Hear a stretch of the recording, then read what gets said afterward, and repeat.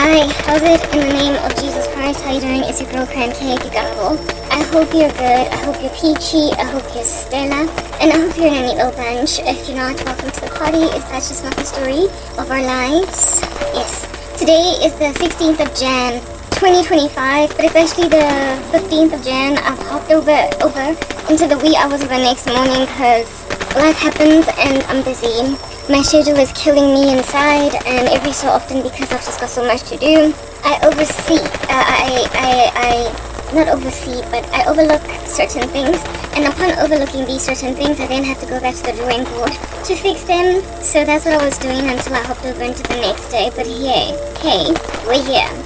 It is 3 minutes past, well, as at the time I started recording, now it's 7 minutes past midnight.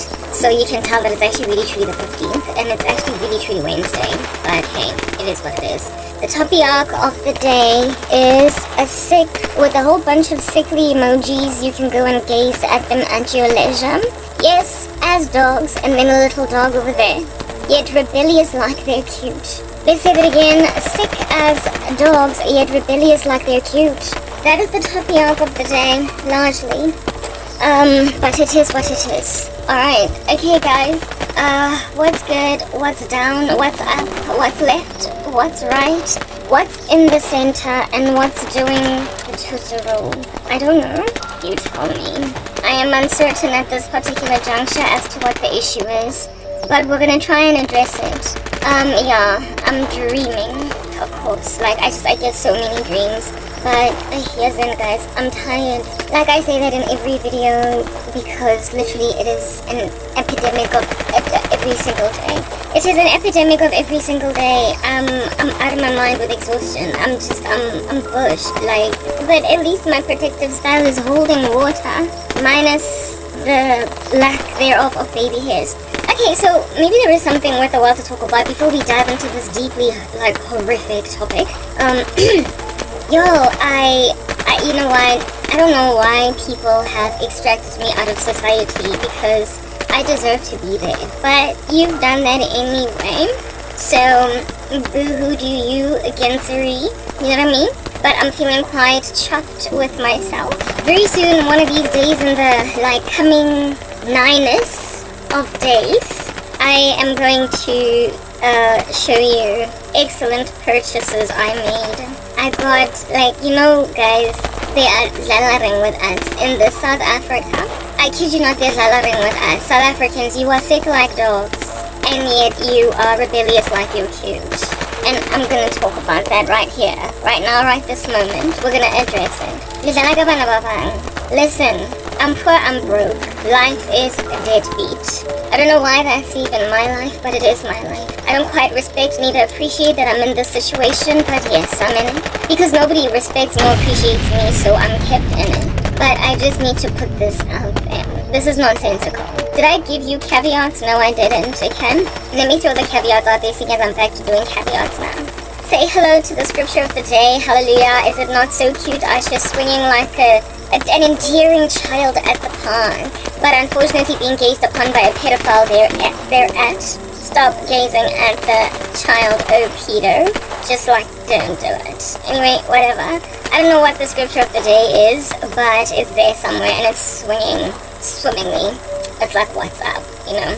I like it, and it probably has a lot to do with whatever the topic is. Okay? Yeah, very well. Also, my captions down below, kindly look out for the fact that they are not always accurate because I don't have the luxury to adjust them, to alter them, to do any kind of strange stuff with them because I get my incentive. Y'all have seen it fit to make sure that I am maintained in this cray position. So, really and truly granted that I'm going nowhere, my content is not being taken up because you are saboteurs. Okay? I'm not going to edit my content, not my content, what you might call this, my captions, but they're there because they're cute and I'm trying to improve quality so as to make it clear that I am harassed by a dastardly country. Okay, very well. So those captions that are making you uneasy, allow them to not make you so uneasy. I'm not the one that's misspelling them. What else is a caveat that I can put out there? Yeah, I'm wearing application makeup. So because I'm wearing application makeup, it sometimes falls off, like you'll find it like chilling, like oblong and funny little angular spaces. For the larger majority, it kind of stays where it's supposed to be, so don't come at me with a flying kick. I'm not shape-shifting. Cool. We've already said that. Let's put it out there that we've said that, so let's move on. Now let's get into what I was talking about. South Africa suit, South Africa. Once again, give my swabby. Literally, I am sorry, I don't know what's good. One second. Yes, that's how you do it. That's how you clean yourself. That's how you remove scales from your eyes. That's how you give yourself clarity. I had to then cleanse my lens, lest my lens gives me uncleansable vibes. South Africa is in I proper don't understand. You know, recently there was an altercation going to and from, like a tennis match between Donald Trump and the South African parliamentarians. And he was speaking about how it is that all of y'all with your BRICS alliance, no, I apologize, you're not going to go and undermine the thing that I'm doing here in America. As its president, when I take office, I'm going to sanction you just because you don't like us, because you're not going to go and threaten our reserve currency, our currency as the reserve currency of the world, just because you woke up one day and decided to. I'm going to throw you into some hot water and show you flames therefore. Unless, of course, if you don't want me to wreak havoc in your life, because I can see that you're trying to wreak havoc in mine, and I'm going to stand back. Unless, of course, you give me your things, your people, give me your workforce, give me something to basically disincentivize me from harassing you with, yeah, get it, right? Whatever, like, sanction it, I'm doing it. That's what Trump recently said, and then some ignorant little lady there at Parliament was like, this man and his racism and his supremacist and his colonialistic mindset, get behind us all as South Africa, Satan. And I'm like, literally stop, cease and desist, a halt.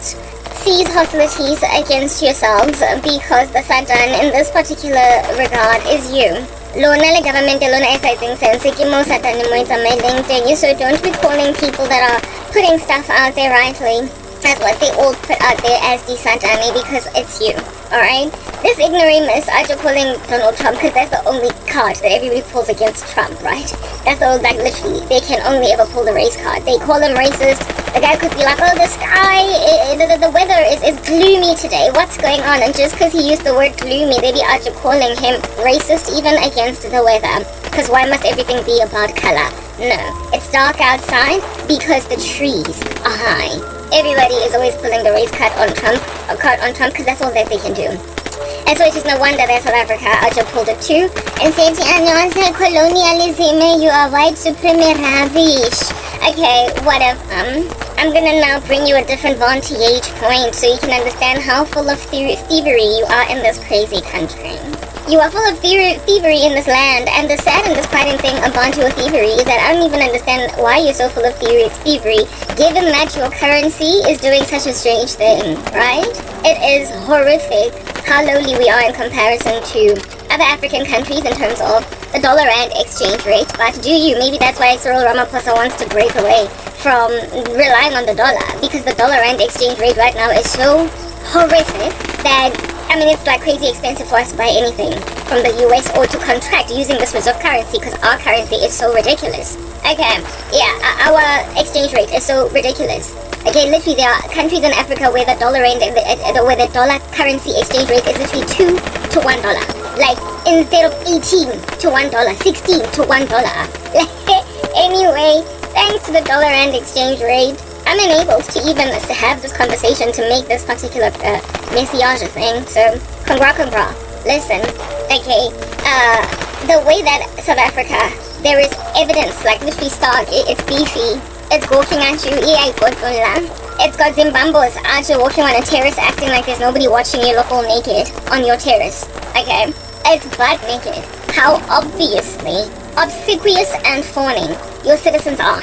In the climate of a correctable circumstance, and also in the climate of a chosen ignorance, and an economy that's crashing and burning unnecessarily, amidst a batch of thieves, amidst a band of miscreants, amidst a dying population. So, understand, I had to go. I had to leave. I just had to leave, because everything was just so defeatist for me. Upon gazing at this country the other day, I spoke about how it is that even our education is lackluster. In comparison to the rest of the planet, they're acting like South Africans are not smart enough to actually pass exams.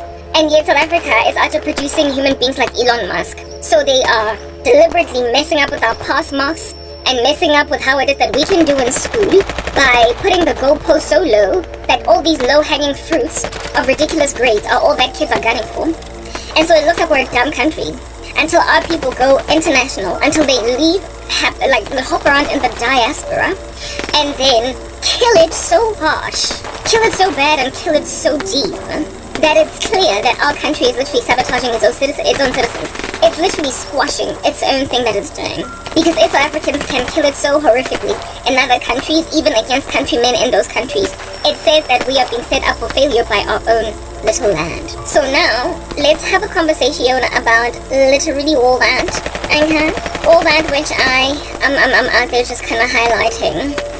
I'm putting it out there. What you're doing to your currency, you did it to yourself. It doesn't have to be that way. And also, it is a lie from the pit of hell, or maybe the problem with the finance minister or our fiscal policy, or our international relations that are putting us in a position to suffocate so horrifically. Because look at the corruption in our stores. Maybe our inflation is like that because of the corruption of individual South African merchandisers. Perhaps our issue is the corruption, the grain of just nasty, I'ma drain this, I'ma drain this, I'ma drain it mentality of people who are merchandisers. I kid you not. Why do you think South Africans get all nar and mad at foreign nationals that are doing better than them? It's because you're swindlers, guys. I kid you not, you are thieves. Elon Musk could not out here hang out his Starlink on our shores and our streets. I spoke about that the other day. You're gonna have to go and check all that out, okay? Because South African government was out trying to swindle a portion for themselves, extort Elon Musk. Who does that? But now South Africa tried, okay? And maybe they thought because he was from our shore, he's got it in him. I don't know. But that was the thing that happened over there with the Musk. Okay, cool beans and bananas. The Musk pulled away from South Africa and said, okay, whatever, look, I tried, okay? I tried to get back to my land, but we're done here, okay? You are crooks. There's literally no other communique that I can put out there. You are crooks, South Africa. You are crooks. It is no wonder your children are passing away from poisonous food, body tax shopping. Seeing as the years have progressed and you've become more tarnished in your morality, and so not children in the Kasi, children in the widow, are passing away because merchandisers, men and women that are your own little small to medium enterprises in the Kasi, yeah, that's what's good, are literally selling poisonous food that is crazy expired because the country is too cheap, yeah, to employ basic regulation over food distribution. You can learn a few things from the United States of America. They've got a little section of life there called the FDA. Yeah, because of FDA rigorous checks, an approved spaza shop would never have been allowed to sell rotten food or expired food with arsenic in it or whatever to some 4-year-olds until they died. Never would have gone. Never would have taken. But you see, in order to establish a body, like another FDA, seeing as you're coming at America like a ton of bricks on some, we don't need you no more, especially considering it's too expensive to buy anything through you. Your little currency is giving me grief because it's too big, so it ain't that little after all. So what I'm going to do is out here, hang out with Vladimir Putin, Xi Jinping, and anybody else that I can hang out with, and flail my big that BRICS flag, and then say that I'm going to destroy the US as a reserve currency. Notwithstanding why in the world and the heaven it is that the Americans got to that point, how they became the global reserve currency. Yeah, they understood basic things. So the Lord blessed them richly with all that superpower status, alongside the fact that they were godly at some point. They're kind of falling apart, but that's not that story today. Okay, Mamela, to establish bodies like those, to essentially have a society, right? A citizenship, to have, this here is my countrymen, and they are rainbow, because you love to call yourself the Rainbow Nation, it's your tag, okay? This is my Rainbow Nation, look at it, it's just so diverse, and you're feeling all proud, like patting yourself on the shoulder. Mamela, when you have a Rainbow Nation and you want to take care of it, when you have, long story short, what we call citizens in a country, and you want to take care of them, you need to go out of your way to pay for the safety of society, because after all, what makes up your society are the individual members down in the street. Their health generally makes all the difference. Like in a company, for instance, job satisfaction is important. So you're not going to get job satisfaction out of people when they don't feel enabled on the job, when they don't feel motivated, when blah blah blah. So you come up with all different kinds of programs KPIs, future aspirations, come up with team buildings. You do all these things, and what do those things do? Okay, I will give you an example with MTN back before it became the Grinch that stole Christmas. All right, it was, as at the time when I was employed by them, a couple of years in a row, employer of choice. Why were they employer of choice? Because it was this company that people, upon working for it, not only got these gargantuan bonuses, so they got rewarded for their hard-earned, for their hard labor, right? At the end of each quarter or whatever, okay, I'm hearing funny little noises coming from outside.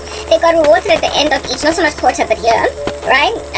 They also used to, they invested, they renovated the premises, the company, the offices were Lani.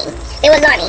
They hired or recruited what are called ergonomic specialists, people that enabled them to build their building in a way that would be most optimally pleasing to staff. Like, I don't know about you guys, like back in the day, like my mom, there are all these noises coming from outside, but anyway, I'm gonna ignore it. Back in the day, my mother worked for Liberty Life, and I remember she worked for Liberty Life when I was just a child, right? And one day, I was at her offices, like after school or something. You know how kids sometimes are out loitering offices of parents. I was there in the office, and all I remember seeing for Liberty Life, like the memory that I have of Liberty Life as at that time, okay?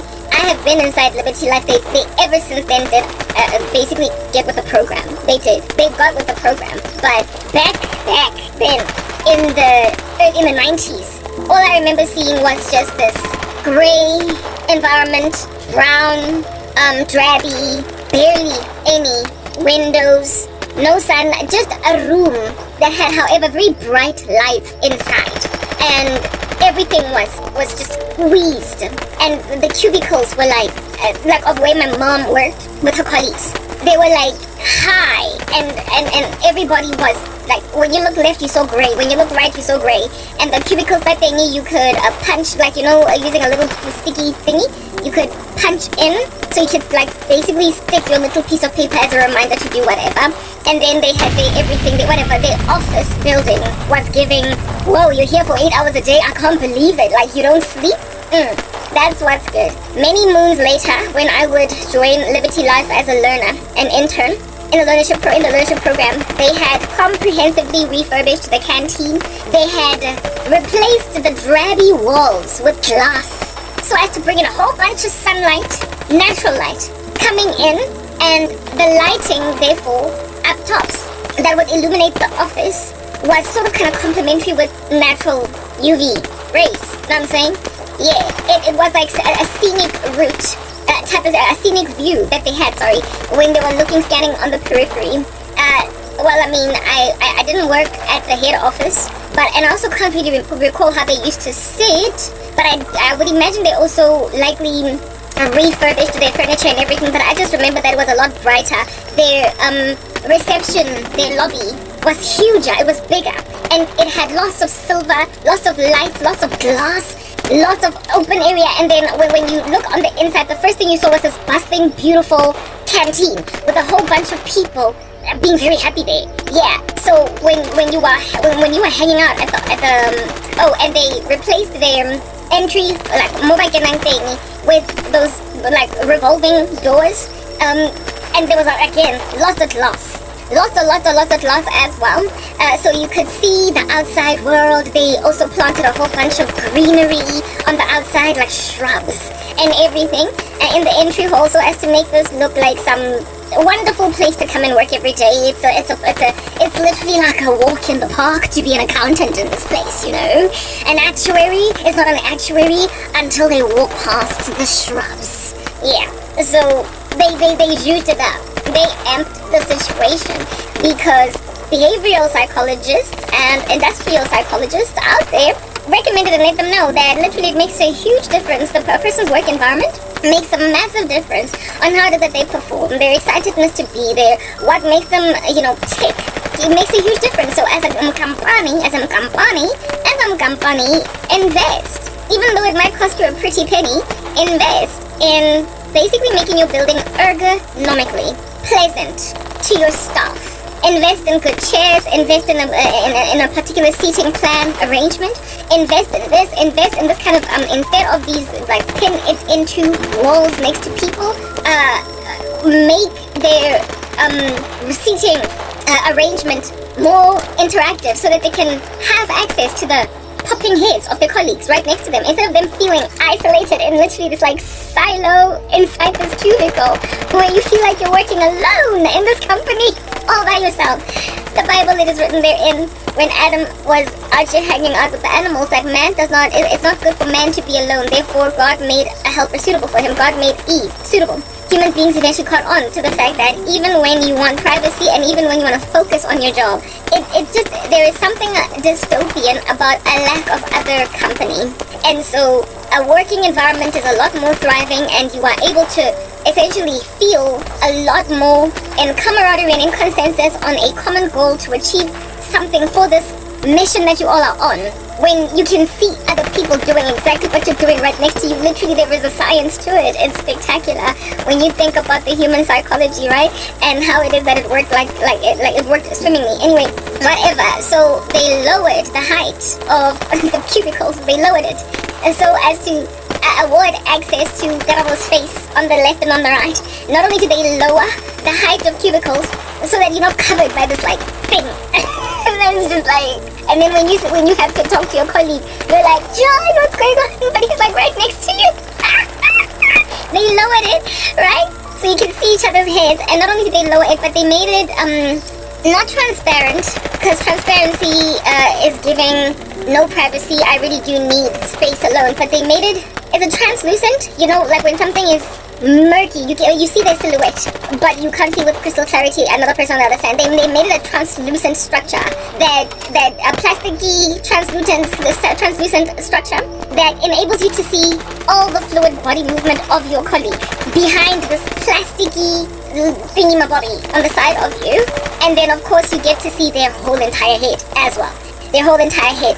Sometimes even maybe their shoulders. And so it gives you a sense of privacy because you are demarcated by those two things, but you also have a sense of camaraderie and concert and an awareness of the fact that you're in a team working with each other. Literally, ergonomics is behind how you even sit in your offices. You're like, it's a thing.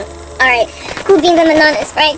So when I first visited Liberty Life in the 90s, they hadn't quite done that. They hadn't invested in the ergonomic viability of a company, this building, in order to enable staff to feel right at home and to really just do their best and to feel a sense of camaraderie with each other, and to also minimize competitiveness, because those cubicles, they also create a sense of like, I'm alone in this thing. Yeah, well, you get my point. Still as a hut. Well, it's not really that high. There are still quite a few companies like that whole thing going down.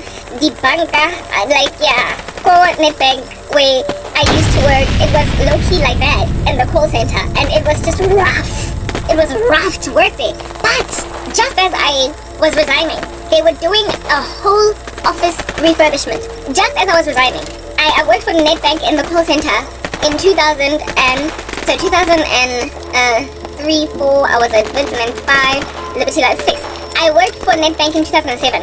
2006, 7, yeah, because my ex and I started dating in 2006 at the end of the year, and my whole entire tenure working at Netbank, I was with him. So yeah, it was 2007. I was working at Netbank. It got 2007, and they were already sort of kind of catching on to the era of the circumstance. I don't know what in the world I'm hearing in the back end. Okay, like when the noises near just like coming from outside, and I was there for 9 months in the call center. I didn't leave Netbank. I moved to another department.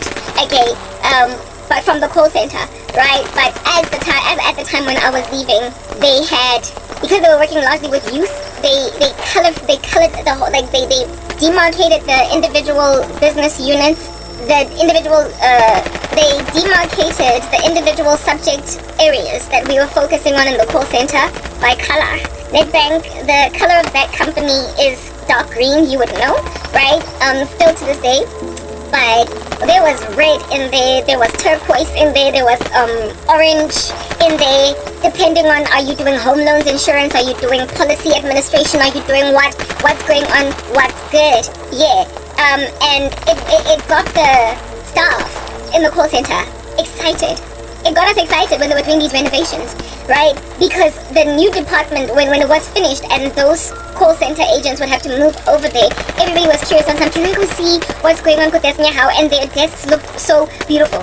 It was so open plan. It was aerated. It was giving breezy. But I was still, by the time I left, I was still basically just kind of chilling in the sofa, old school, like tweed jacket looking type office environments. It was still kind of drabby where I was at, but they were coming to me.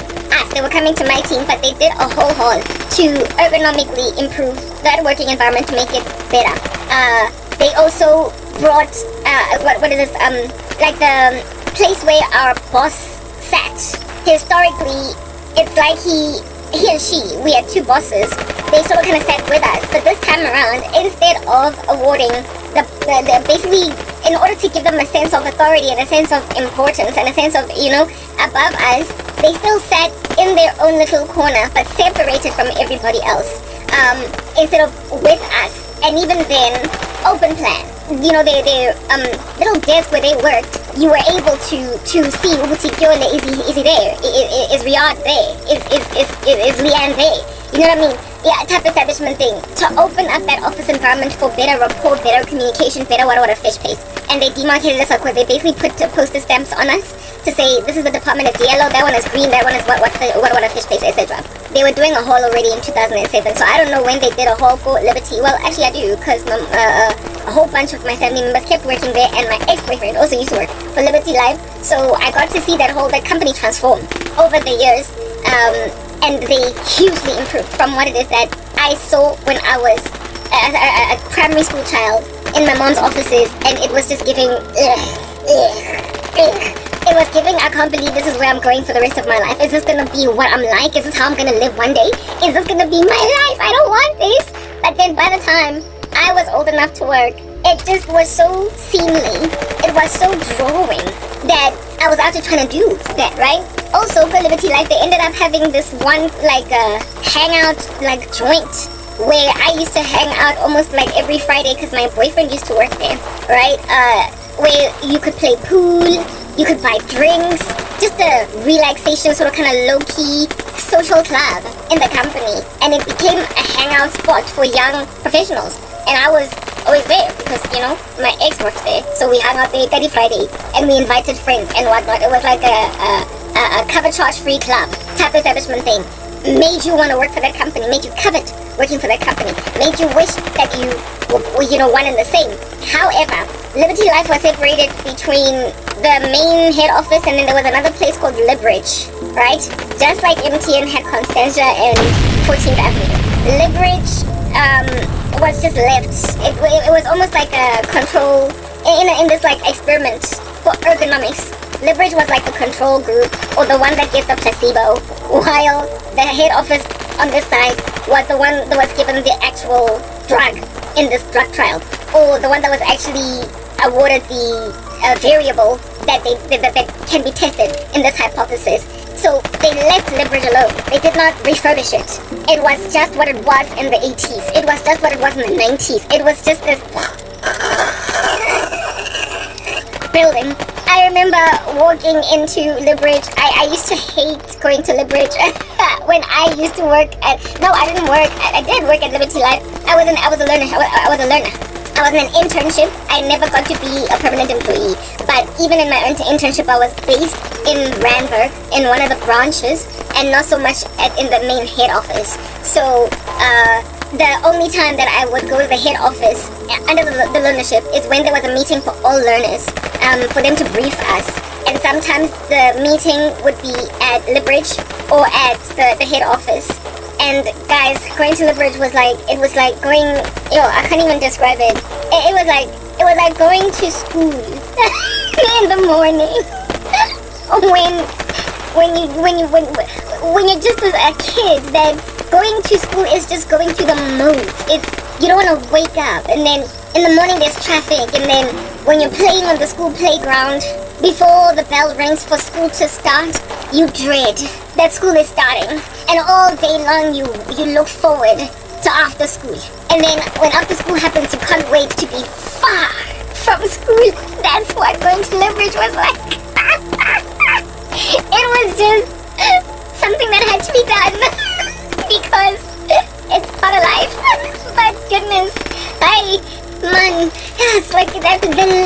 everything about Liberage was dull, it was grey, it was drab, it was dark, the lighting, no windows. The building was made of solid concrete, like marble or something.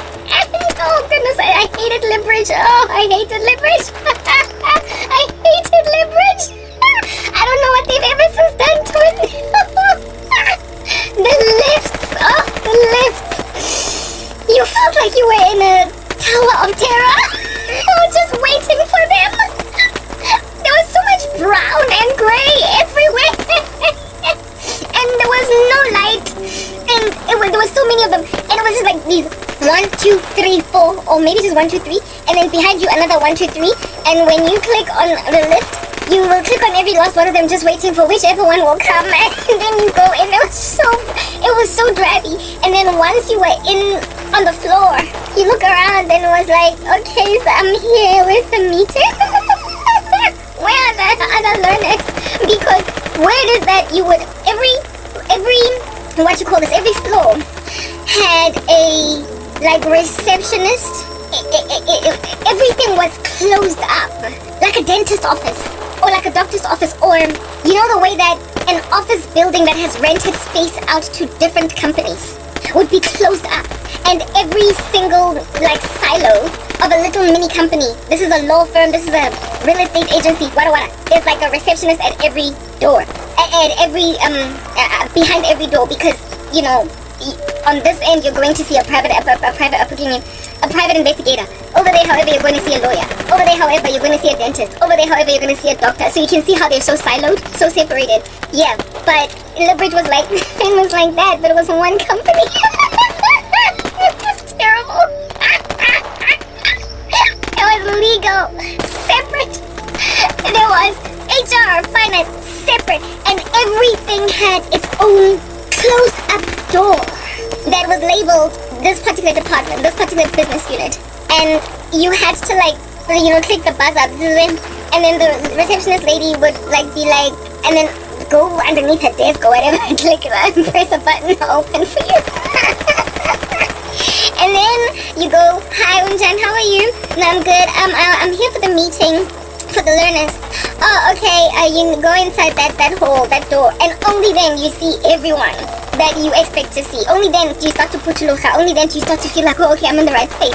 Because even though this is a meeting where literally like 150 to 200 learners are going to meet, you will not see even one in this lobby, until you are shown where the meeting room, the boardroom, the whatever, the place where you're going to be getting briefed is at. And then when you open the door, you hear this bustling conversation between people. Because everything was just so sealed. Everything was so closed up. You felt like you were in a dystopian nightmare where it's quiet like a ghost town until you open the door and it was, surprise, there are your colleagues. Surprise, there's the staff. Surprise, there's everybody. A company should not be like that. It is no wonder people were so bored on their jobs. Yeah, Liberage looked that way. Just drab, and everything was just siloed, right? And it was brown. But the difference, like, literally was called Liberage because of a bridge. It was across the bridge from the head office of Liberty Life, there's this other segment of us. This is the other section of our company. So there was a bridge that connected over a road, and like underneath it, that connected Liberage and the head office of Liberty Life. Liberage as well. Like the main head office. Outside, plants, I told you, was like a little bit of a forest there. Like wee. That was like a little bit of an Awimba way. Green, pink, beautiful things planted. There was no plant life for Liberage. It was just dry. Outside, there were no trees, nothing. It was just this like office building. It was just an office building, and that's all that it was. And inside you felt enclosed in, you felt like the walls were closing in on you because barely any windows, and everything is just solid rock, everything is solid brick, everything is solid mortar. And when you go up these lifts and then enter into the lobby area, you have to look all like just across this hall to read, which department am I going to? Where am I going to? And then once you can read on the glass that this is finance, then you're like, zzz, and then they open for you. And even then, you still have to go to some other place to see all the people that you need to see. Yeah, there was, however, this bridge, or the bridge, conjoining head office Liberty Life and the bridge, the other side. But there was this bridge conjoining the two. And this bridge, it was like, the best way that I can describe that bridge would be basically what people that endure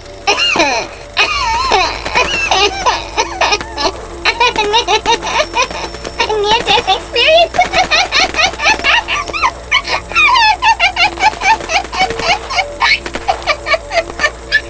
People that endure a near-death experience and then they go through a tunnel.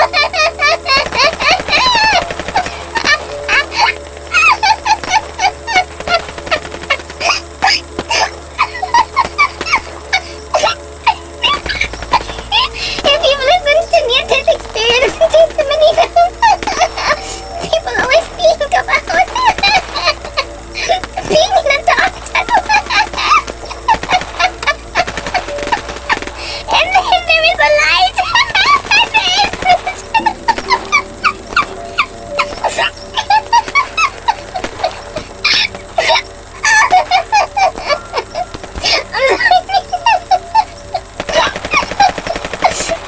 It was like a near-death experience.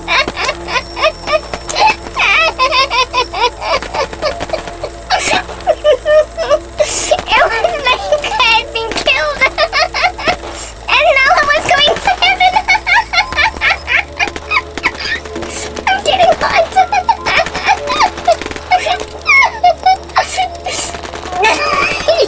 You went from a dark place to this beautiful building conjoining the two companies. The same company. Leaving Libridge the building to go. Leaving Libridge the building using the bridge to go to the head office. The main head office building was like a near-death experience. Literally, you got into a tunnel, a bridge, and on the other side there was light.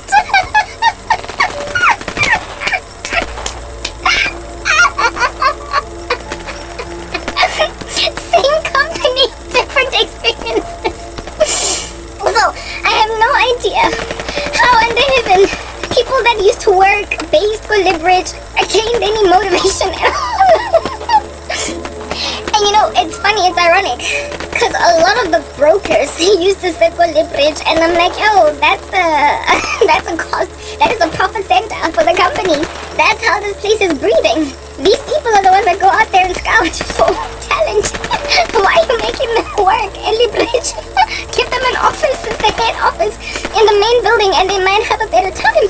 But I guess, you know, renovations and refurbishments are incremental, you know, iterative. They are iterative. You can't do them more than one sitting. So maybe ever since then, because it's been over a decade that I was there, maybe they have ever since then zhuzhed up and refurbished Libridge. I don't know. But Libridge, literally leaving it was like a near-death experience. It was dark, and then you went through this bridge, and everything just got bright. The bridge itself was like a bit of a centerpiece. You have a company that motorists that are driving Gold Braamfontein would look up, right?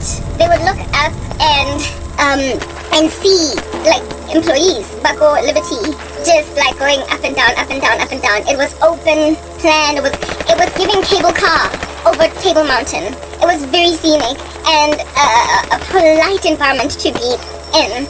I guess in very many ways it was similar to the bridge that connected Phase 1 and Phase 2, Go MTN, where I used to work, which I'm getting to right now.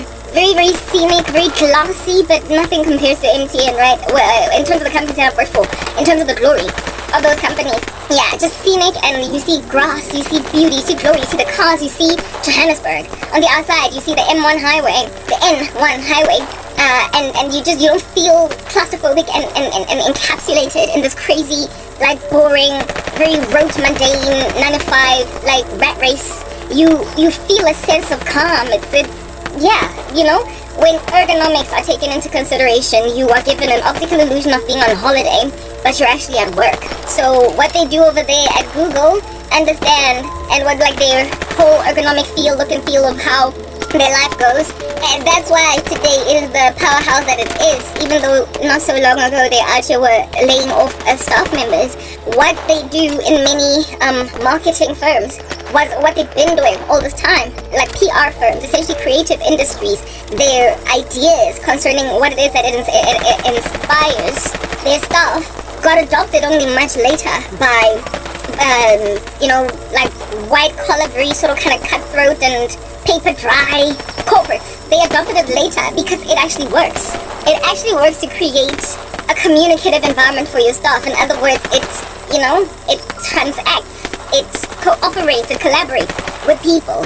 It makes them feel at home, it makes them feel like part of the family type establishment thing. I mean, if you hate where you live, you're not going to be able to sleep at night, or you're not going to have joy at home. You're not going to find going back home restful. You're not going to find it an environment that enables you to find peace.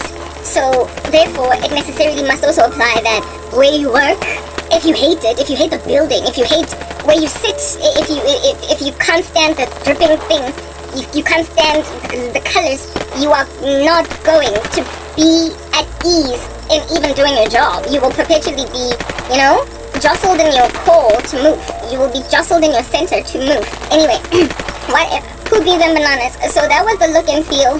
Yago Liberty Life, the main building, versus Libridge. And the bridge gave this huge contrast to where you come from, or the Libridge behind you as you're headed into heaven over there inside Liberty Life. You saw the big fat differences, and I could feel the motivation and inspiration or lack thereof depending on where I was.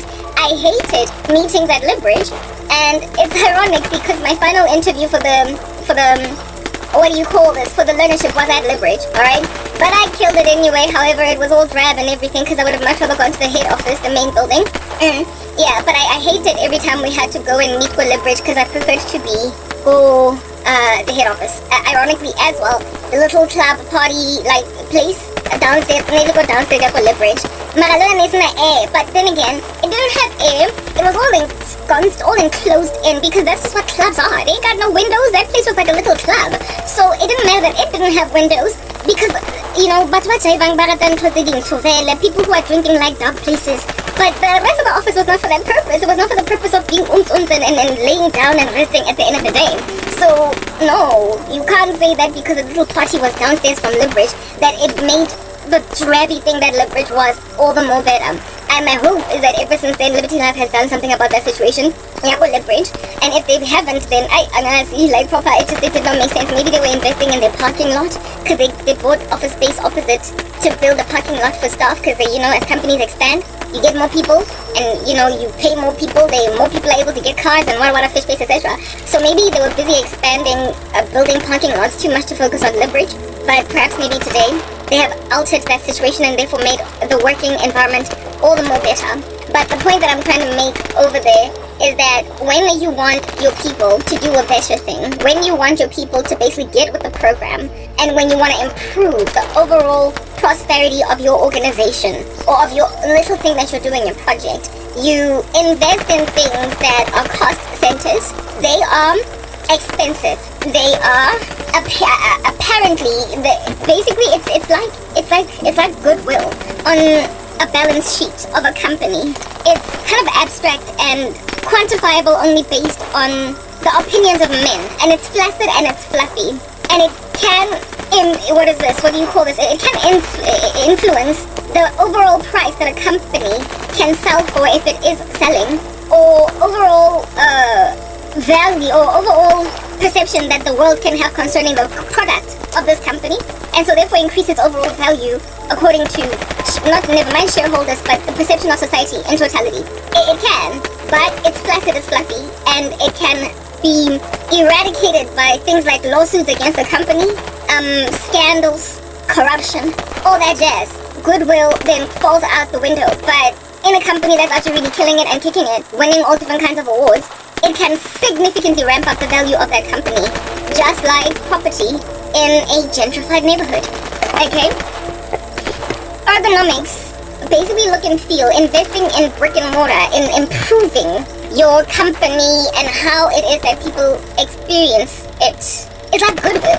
You can't really quantify it. You can't put a true number on it. It may or may not work when you invest in certain strategies, but when it does work, it can significantly boost the overall value of your company. It is only, basically the return of on your investment is only realized over time. It's 100% risk. It's just throwing literally all your ducks, not all your eggs in this one basket, hoping it gives. Hoping that we did not just maverick spin. Well, not really maverick, because it was part of the company budget, but hoping that we did not just throw this into staff, only for us to do the same as we did 10 years ago. Only for us to, hook up the same numbers year on year. Only for us to. Yeah, it could essentially prove later on to have been just a whole waste of money, right? It could prove to have been just a whole waste of money, but it could also prove to be exceptionally beneficial. Just like investing in that which can increase a company's goodwill, word of mouth, going a long way, and all other things, opinions, winning awards, striving to win awards as a company, that you can ramp up your clout in that particular regard. Okay, cool beans and bananas. Ergonomic investment in companies it works. Because the company that I worked for how many years in a row was not only employer of choice, but it was also the top brand, the most visible brand, the most viewable brand in the world, never mind Africa, for many years in a row, right next to, up there with Coca-Cola, up there with IBM, up there, the most recognizable brands. And they for years they also won best brand for years, like in a row, because they invested in them people. They invested in ergonomics. When I started working at MTN, I started working there in 2009. Remember I told you 2007 was when I was moving from call center agent to, my career skyrocketed quite quickly. I grew like reeds in my career. So when I say 2007, 2009, yeah, there was a huge difference in what I was doing professionally and my track, okay? I was in the call center in 2007 and I was quite a strong professional by 2009. So in 2007, that's when the call center was actually refurbishing, fixing it up, juging it up, tweaking it. And I left to go and become a trainer, a facilitator in Hatfield, which was, they were not gonna, the office building in Hatfield was similar to that, which would be like the office buildings that I make mention of, where it's one office building and there are 4 companies working there. We had a division, we had a component, we had a segment, Go Nedbank, Celtic Plaza in Hatfield, Pretoria. It was not a Nedbank building, it was a building that Nedbank was renting. And it was there for the training team for the Tshwane area. And it was just somewhere, we had to be close to Tshwane because we were training staff members in that region. Remember, Gauteng is made up of Pretoria, like Johannesburg.